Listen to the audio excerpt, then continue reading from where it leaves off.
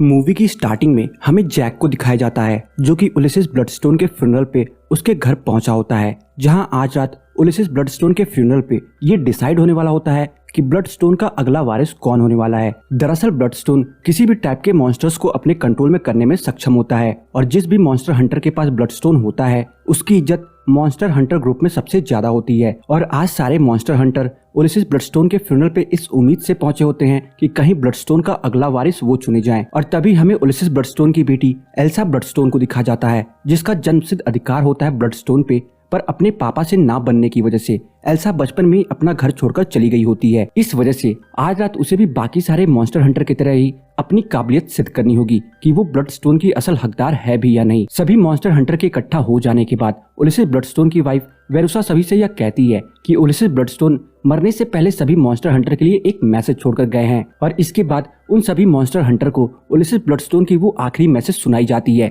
जिसमें Ulysses Bloodstone सभी से यह बोल रहे होते हैं कि ब्लडस्टोन का अगला वारिस उसे ही चुना जाएगा जो कि मॉन्स्टर्स में से सबसे अलग मॉन्स्टर को मारेगा। और इसके लिए उन्हें एक गेम खेलना होगा जहां ये ब्लडस्टोन उस मॉन्स्टर के शरीर पर अटैच किया जाएगा जिससे कि वो मॉन्स्टर कमजोर हो सके। और उसके बाद एक एक करके सभी मॉन्स्टर हंटर को अंदर भेजा जाएगा और जो भी मॉन्स्टर हंटर उस मॉन्स्टर को मार करके वो ब्लडस्टोन हासिल करेगा, ब्लडस्टोन का अगला वारिस उसे ही चुना जाएगा। और इसके बाद वेरुसा उन सभी से बाउल में रखे पेपर्स को निकालने को बोलती है जिससे ये डिसाइड हो सकेगा कि मॉन्स्टर के पास सबसे पहले कौन जाएगा, जहां सबसे पहला नंबर जैक का ही होता है। अपना नंबर सबसे पहले देख करके जैक उस भूल भुलैया जैसी दिखने वाली जगह में जा पहुंचता है जहां मॉन्स्टर कहीं भी मौजूद हो सकता है।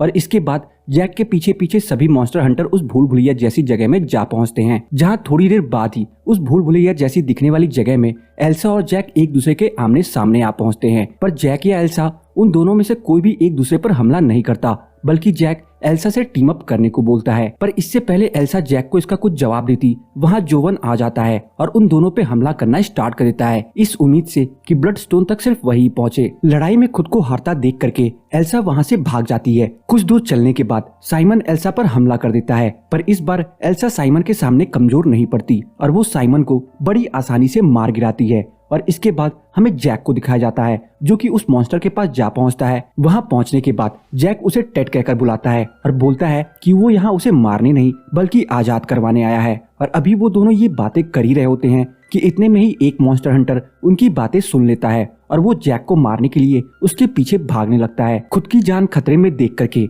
जैक अपनी जान बचाने के लिए एक कमरे के अंदर जा पहुंचता है और डोर को लॉक कर देता है। पर तभी वो यह देखता है कि एल्सा वहां पहले से ही मौजूद है, पर जो कि डोर बंद हो चुका था। इस वजह से एल्सा जैक से बताती है कि ये डोर सिर्फ बाहर से ही खुल सकता है, सो हो ना हो वो यहाँ फंस चुके हैं। इस पर जैक एल्सा को कंफर्टेबल फील करवाने के लिए उससे इधर उधर की बातें करने लगता है। और इन्हीं सब बातों के दौरान जैक एल्सा से एक डील करता है जहां डील के मुताबिक वो एल्सा को ब्लडस्टोन रखने देगा अगर वो उसकी मदद उस मॉन्स्टर को आजाद करवाने में करती है तो, जिस पर एल्सा मान जाती है। और तभी एल्सा को याद आता है कि उसके आंट के ताबूत में इस जगह से बाहर निकलने की चाबी रखी हुई है, जिसके बाद एल्सा अपनी आंट की ताबूत से चाबी निकाल करके उस जगह से बाहर निकलने लगती है कि तभी जैक एल्सा से यह बताता है कि अगर वो उस मॉन्स्टर से मिले तो वो उसे टेड कहकर बुलाए और उससे इस तरह से बात करे जैसे वो टेड की पुरानी दोस्त है। और अगर वो ऐसा करती है तो वो मॉन्स्टर उसे कोई नुकसान नहीं पहुंचाएगा। और इसके बाद वो दोनों अपनी प्लान को एग्जीक्यूट करने के लिए आगे निकल पड़ते हैं।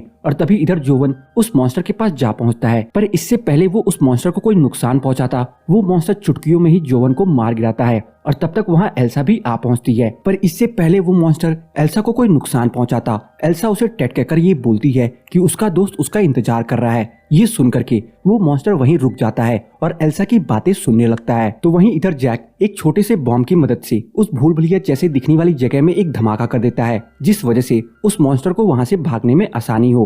पर इससे पहले कि वो मॉन्स्टर जंगलों में भाग जाता एल्सा उसकी पीठ पे लगी ब्लडस्टोन को निकाल लेती है। ब्लडस्टोन निकल जाने के बाद जब जैक उस ब्लडस्टोन को उठाने जाता है कि इतने पे ब्लडस्टोन की पावर की वजह से जैक बहुत दूर छटक जाता है, क्योंकि जैक कोई इंसान नहीं बल्कि खुद एक मॉन्स्टर होता है। और इतने पे ही वहाँ वेरुसा अपने गार्ड्स के साथ वहाँ आ जाती है और जैक के साथ एल्सा को भी पकड़ करके एक पिंजरे में कैद करवा देती है, पर जो कि वो दोनों एक ही पिंजरे के अंदर बंद होते हैं। इस वजह से एल्सा जैक से डर रही होती है क्योंकि उसे अब जैक की असलियत का पता चल चुका था जो कि खुद एक मॉन्स्टर है। पर जैक एल्सा से यह बताता है कि वो मॉन्स्टर होने के बावजूद भी एक इंसान है, इस वजह से उसे उससे डरने की कोई जरूरत नहीं है क्योंकि वो सिर्फ फुल मून वाली रात में ही लोगों को हर्ट करता है, बाकी दिन वो आम इंसानों की तरह जिंदगी व्यतीत करता है। पर अब एल्सा को जैक की कही बातों का बिल्कुल भी भरोसा नहीं हो रहा होता, क्योंकि उसे यह पता होता है कि ब्लडस्टोन की मदद से वो महज 5 सेकंड में ही अपनी असली रूप में आ जाएगा और इतने पे ही उन्हें वहाँ किसी के आने की आवाज सुनाई देती है। इस पर जैक एल्सा के पास जा करके उसकी खुशबू को सूंघने लगता है, क्योंकि एक बार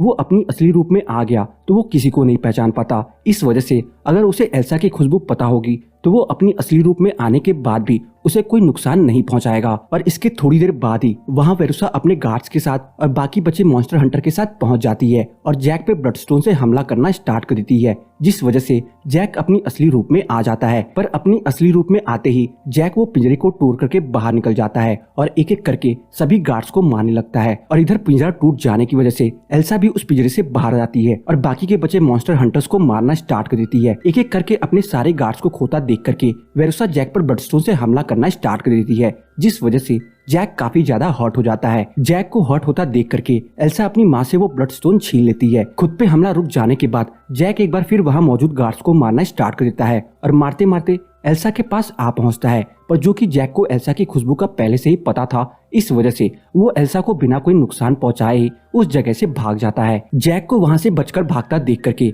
वेरुसा एल्सा पे काफी ज्यादा गुस्सा हो जाती है और इसी गुस्से की वजह से वो एल्सा को मारने जा पहुंचती है। पर इससे पहले कि वो एल्सा को मारती वहाँ टेड आ जाता है और वेरुसा को मार गिराता है। वेरुसा के मारे जाने के बाद एल्सा टेड से बताती है कि जैक उसे ढूंढते ढूंढते जंगलों की ओर गया है। ये सुन करके टेड भी जैक को ढूंढने जंगलों की ओर निकल पड़ता है और वेरुसा ब्लडस्टोन की नई वारिस बन जाती है। और इसके बाद अगली सुबह हमें जैक को उसके इंसानी रूप में दिखाया जाता है, जहां जैक टेड से एल्सा के बारे में पूछता है कि क्या वो सुरक्षित है भी या नहीं। और ये मूवी यहीं पे खत्म हो जाती है। तो बस आज की इस वीडियो में इतना ही। आपको मेरी वेयरवुल्फ बाय नाइट मूवी की एक्सप्लेनेशन कैसी लगी कमेंट सेक्शन में बताना ना भूलें। और अगर आपको मेरी वेयरवुल्फ बाय नाइट मूवी की एक्सप्लेनेशन पसंद आई हो तो वीडियो को लाइक करके जाना ना भूलें। चैनल पे नए हैं तो चैनल को सब्सक्राइब जरूर कर लें, ताकि मुझे ऐसी ही मोटिवेशन मिलती रहे और मैं आप सबके लिए अच्छी से अच्छी वीडियोस लाता रहूं।